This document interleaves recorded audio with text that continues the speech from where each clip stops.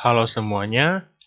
Nah, kali ini kita akan masuk ke pembahasan untuk latihan soal kita untuk exercise yang bab 2, yaitu mengenai piutang dagang.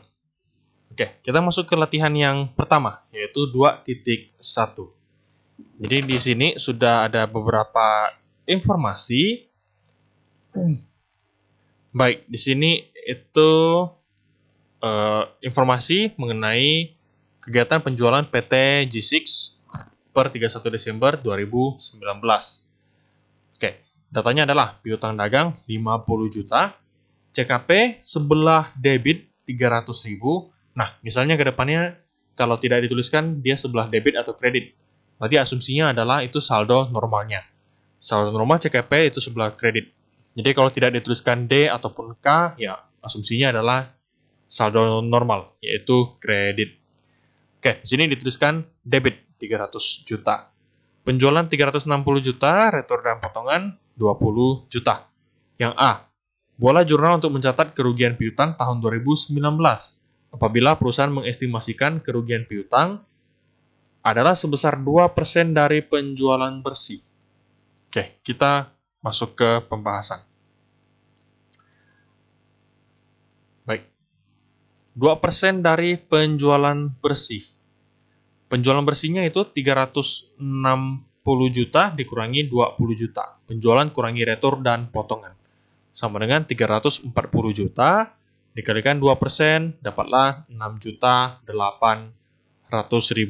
rupiah. Oke, langsung kita jurnal. Oke, langsung kita jurnal. Berarti BKP 6.800.000 pada CKP 6.800.000. Oke, kita lanjut.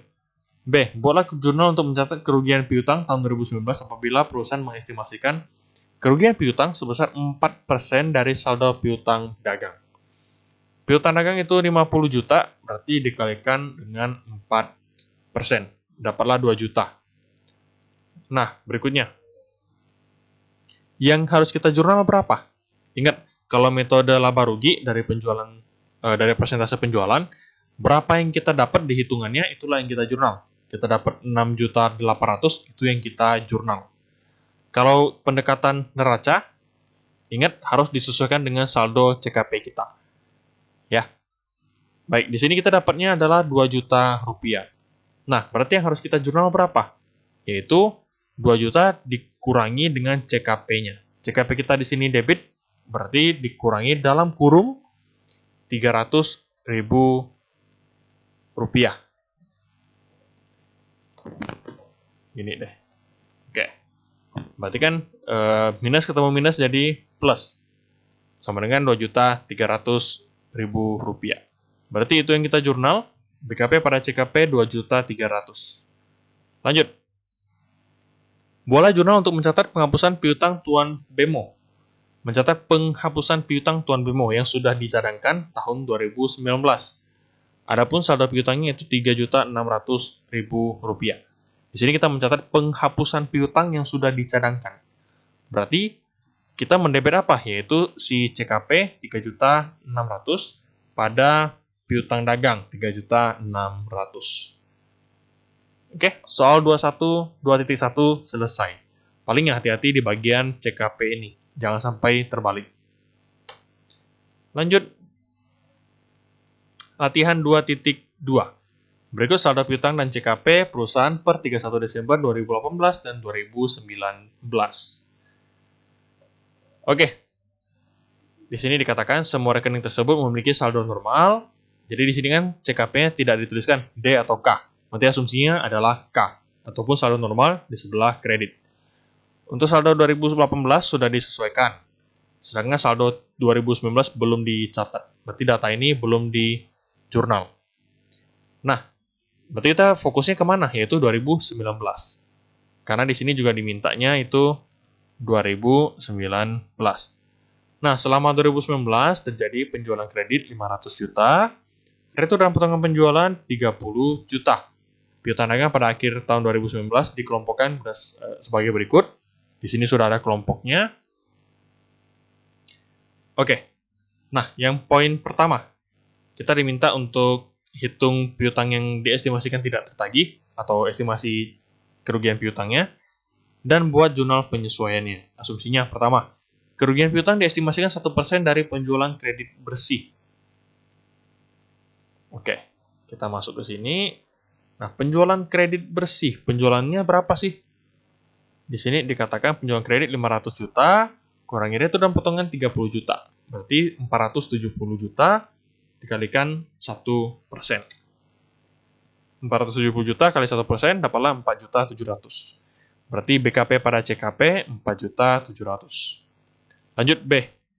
Misalnya diasumsikan kerugian piutang estimasinya 4% dari saldo piutang. Saldo piutang berapa per 2019? Yaitu 120 juta rupiah. Berarti 120 juta kalikan 4%.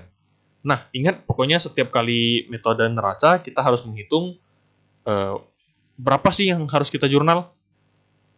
Ya, berapa jumlah yang harus kita jurnal setelah kita kurangi dengan si CKP. CKP-nya ada berapa? Yaitu 250.000.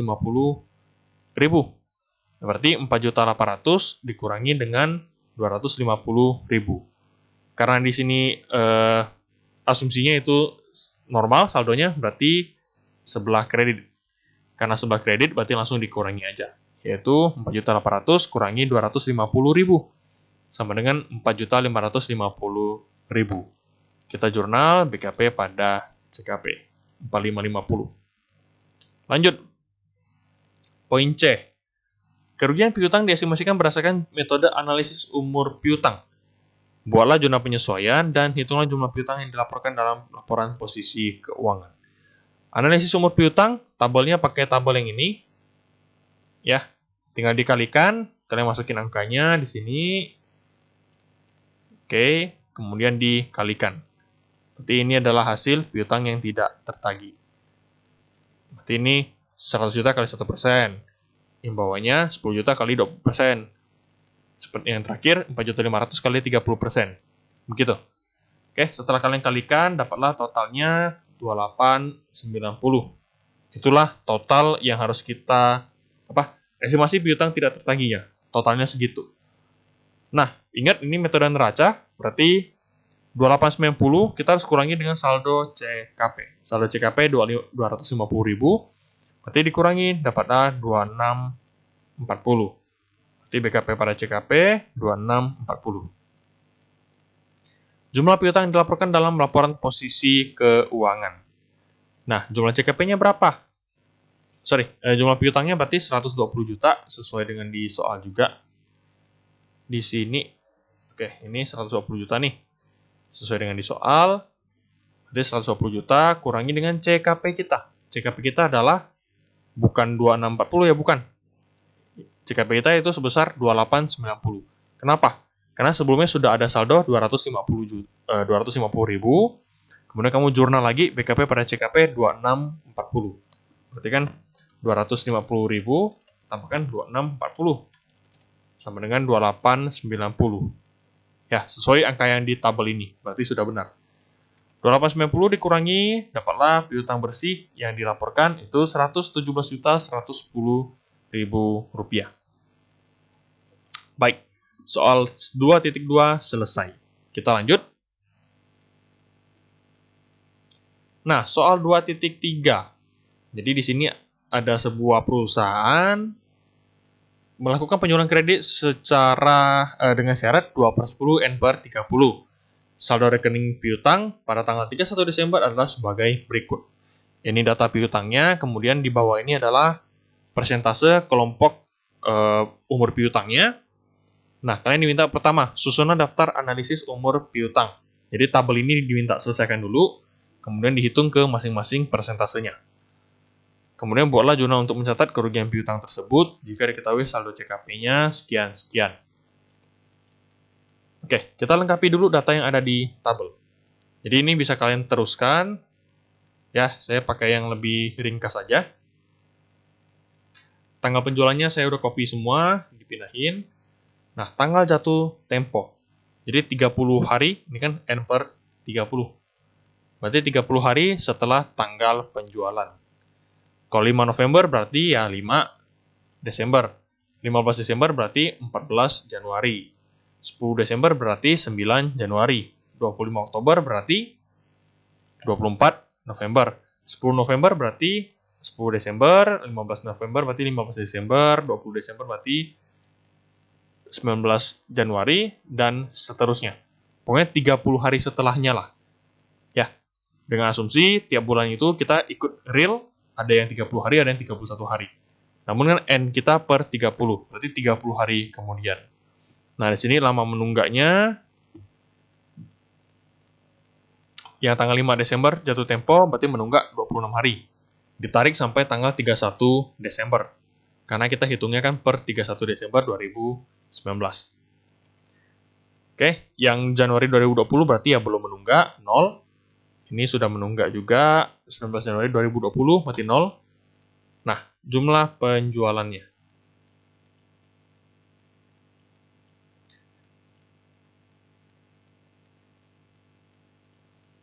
Oke, berarti total piutangnya 3,25 miliar rupiah. Nah, dapatlah kelompok harinya nih. Oke, dapatlah lama menunggaknya. Nah, kita kelompokkan masing-masing. Jadi yang belum menunggak, ada apa aja nih? Itu 2 ini, berarti ada 3 nih yang belum menunggak. Kita totalkan sebesar 1850. Di sini 1850. 1 sampai 30 hari lewat jatuh tempo. Berarti ini 1, 2, 3, 4. Ada 4. Jadi kita totalkan. Berarti 750 juta. Itu yang 1 sampai 30 hari telatnya. Yang 31 sampai 60 hari. 1, 2. Berarti cuma 2. Oke, kita totalkan 500 juta. Lewat dari 60 hari cuman 1. Ini 150 juta. Oke, kita totalkan 3,25 M. Persentasenya ada di soal. Sini 0,5, 2%, 5%, 10%. Ya, kalian kalikan. Oke, dapatlah totalnya. Nah, inilah total estimasi piutang yang tidak tertagih. 64.250.000. Oke, kalian diminta, di sini ada 2 soal, ada 2 ketentuan. Yang pertama, misalnya, diketahui saldo CKP-nya 10 juta sebelah kredit. Berarti, di sini untuk kita menjurnalnya adalah total estimasi kita dikurangi dengan CKP. Berarti 64.250.000 kurangi dengan CKP. Karena dia sebelah kredit, berarti langsung dikurangi aja. Total 54.250.000. Itu yang kita jurnal, berarti BKP pada CKP 54.250. Lanjut. Nah, yang nomor 2 itu 10 juta sebelah debit. Berarti 64.250.000 dikurangi dalam kurung minus 10 juta.